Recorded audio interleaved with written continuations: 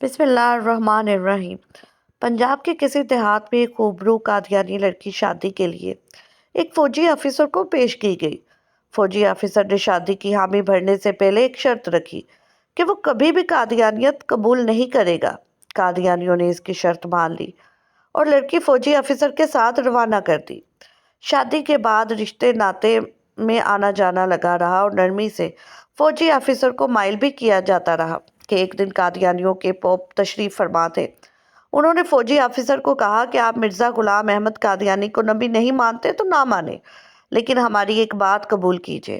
آپ استخارہ کریں کہ آیا نبی اکرم کے بعد کوئی نبی ہے یا نہیں، مرزا غلام احمد قادیانی سچا نبی ہے یا نہیں۔ فوجی کو زہر پلایا جا رہا تھا مگر اسے پیتے ہوئے احساس تک نہیں ہوا کہ وہ زہر کا پیالہ چڑھا چکا ہے۔ اس نے استخارہ کرنے کی حامی بھری۔ رات کو استخارہ کیا تو خواب میں نظر آیا کہ مرزا غلام احمد قادیانی نبی بنا ہوا ہے اور اس کے آس پاس لوگ جمع ہیں۔ صبح اٹھا تو اپنے کیے ہوئے استخارے کے مطابق قادیانیت پر ایمان لے آیا۔ استغفر اللہ۔ محض خود ایمان لاتا تو اتنا مسئلہ نہیں تھا، اس نے باقاعدہ مرزے کی نبوت کی دعوت دینا شروع کر دی اور اپنے خاندان کو مرزا قادیانی کا امتی بنا ڈالا۔ سارے علماء بے بس تھے۔ جو عالم اسے دعوت دیتا تو وہ کہتا کہ میں نے کسی قادیانی کی دعوت پر مرزے کو نبی نہیں مانا، میں نے باقاعدہ استخارہ کیا ہے اور استخارے میں مجھے قادیانی بطور نبی دکھلایا گیا ہے۔ مجھے از خود خواب دیکھنے کا موقع ملا، جو کوئی بھی عالم اسے دلیل سے مطمئن نہ کر سکا تو وہ تنگ آ کر علماء سے ملنا ہی چھوڑ گیا۔ بالآخر چناب نگر کے جلسے میں مولانا یوسف لدھیانوی شہید تشریف لائے۔ ان کا شوہرہ تھا اور یہ فوجی آفیسر اس سے ملنے کو تیار ہو گیا۔ ان کے بڑے مولوی کو بھی دیکھ لیتے ہیں۔ مولانا سے جب فوجی آفیسر نے اپنا قصہ بیان کیا کہ وہ کسی کی دعوت یا کسی لالچ میں قادیانی نہیں ہوا بلکہ وہ خود دیکھی ہوئی دلیل سے متاثر ہو کر قادیانی ہوا ہے۔ استخارہ اللہ سے مشورہ ہے، میں نے رب کے ساتھ مشورہ کیا جس کا حکم اسلام میں ہے، تو اللہ نے مجھے مرزا قادیانی کو نبی دکھلا دیا۔ اب میں اللہ کی مانوں یا مولویوں کی؟ جو اللہ نے مجھے از خود خواب میں دکھایا وہ چھوڑ کر مولویوں کی کیسے مان لوں؟ لدھیانوی شہید نے اس کا ہاتھ تھاما اور گویا زبان حال سے کہا، فی الحال رب کی نہ مان، اس درویش مولوی کی مان۔ کہ مولوی ہی بتائے گا اصلی رب کیا کہہ رہا ہے۔ مولانا گویا ہوئے اور کہا، جب تم نبی اکرم کی ذات میں شک سے گزرے تو مسلمان ہی نہیں رہے۔ اگر تمہیں یقین کامل ہوتا کہ نبی اکرم کی ذات ہی آخری نبی ہے اور کوئی نبی آ ہی نہیں سکتا تو استخارے کے لیے ہرگز تیار نہ ہوتے۔ جب تم نے استخارے کی ٹھان لی تو گویا تمہیں شک ہوا کہ یہ سید ابرار علی آخری نبی ہے بھی یا نہیں۔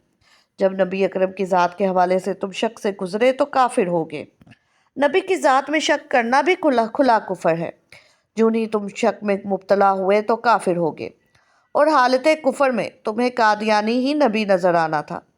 فوجی آفیسر جھوم اٹھا دلیل سن کر اور کھڑا ہو کر مولانا شہید سے لپٹ گیا۔ اسی وقت توبہ کی اور پھر سے مسلمان ہوا۔ تو ذرا سوچئے ابتدا کہاں سے ہوئی، کیسے اسے سید الابرار کی ذات کے حوالے سے شک میں ڈالا گیا اور انجام کیا ہوا۔ امام اعظم ابو حنیفہ نے یہی تو کہا تھا کہ بنا کسی دلیل کے خم نبوت پر ایمان لے آؤ، جو سوال کرے گا وہ کافر ہو جائے گا۔ سوال شک کی بنیاد پر کیا جاتا ہے اور نبی اکرم کی ذات میں شک کھلا کفر ہے۔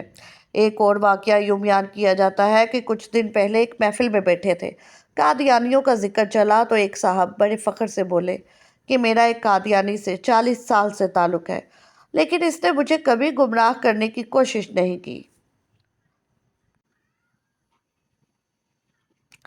وہاں ایک بزرگ بھی بیٹھے تھے۔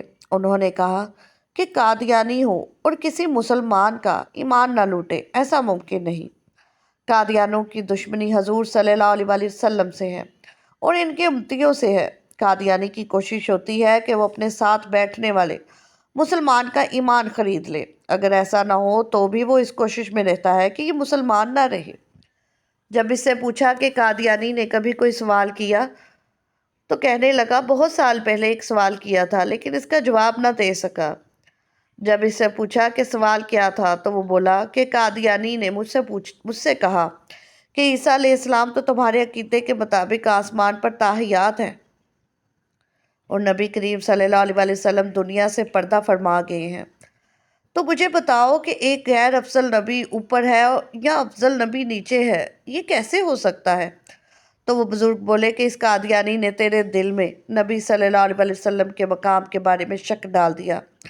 اب مجھے یہ بتا کہ ایمان شک کا نام ہے یا یقین کا نام ہے؟ تم کہتے ہو اس نے کبھی کچھ کہا ہی نہیں، تو وہ تیرا ایمان ہی لوٹ کر لے گیا اور تجھے علم بھی نہ ہو سکا۔